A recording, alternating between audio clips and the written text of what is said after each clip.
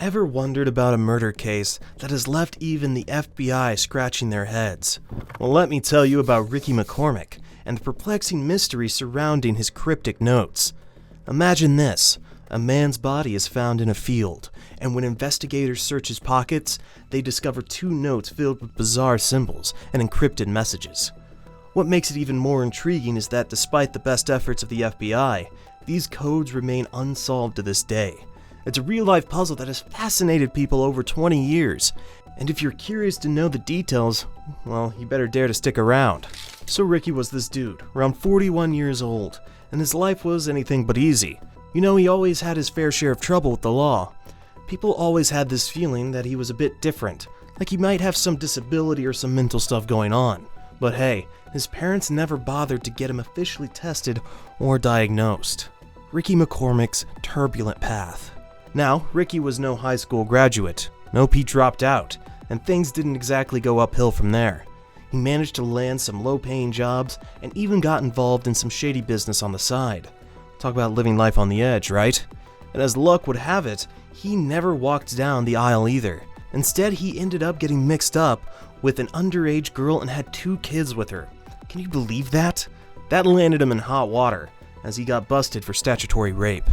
By day, Ricky worked at a gas station as an attendant, but here's the kicker. His boss, Baha Hamdallah, had him involved in some illegal activities. Ricky would make these trips down to Orlando, Florida, to score some serious amounts of weed for Baha. That's like a whole other level of side hustle, right?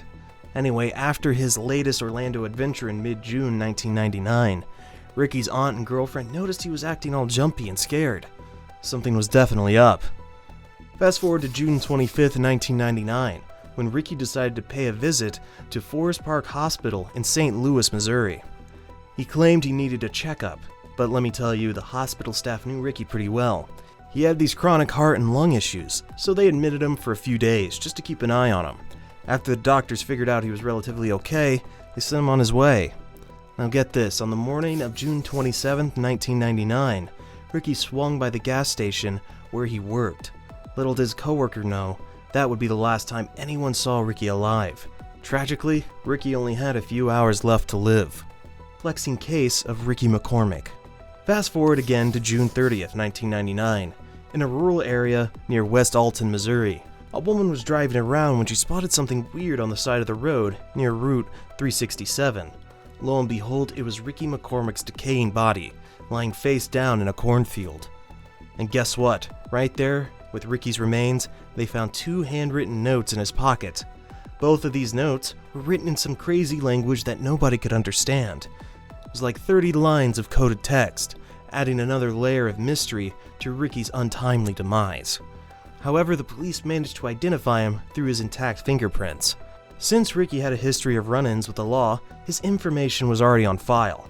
Here's the strange part. Ricky's body was found about 20 miles away from his home, and the police couldn't quite figure out why he was there or how he ended up in that remote area. He didn't have a car, and there was no public transportation available. It was a real head-scratcher. When the police looked into Ricky's last known whereabouts, they found it puzzling that his body had decomposed so much, considering he couldn't have been dead for more than 3 days. The weather was moderate, ruling out natural decomposition. This led them to suspect that Ricky might have been killed somewhere else and then stored in a hot outbuilding or a trunk before being dumped in the cornfield. However, things took an unexpected turn when the medical examiner couldn't determine the cause of Ricky's death and initially ruled out homicide.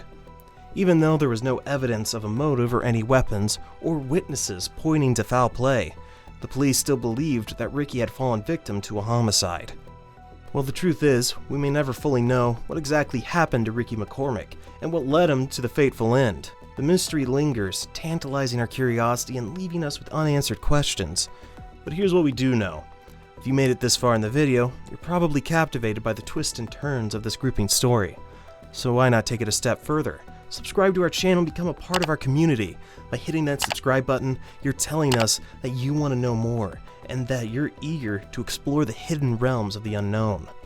A personal cipher or sinister intent?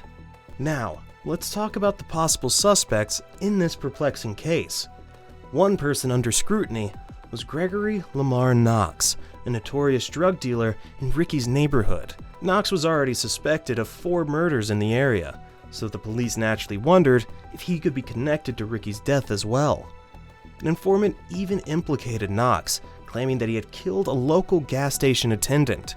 However, despite their best efforts, the police couldn't find any solid evidence linking Knox to Ricky's murder. Another suspect in the spotlight was Baha Hamdallah, Ricky's boss and someone he had a relationship with.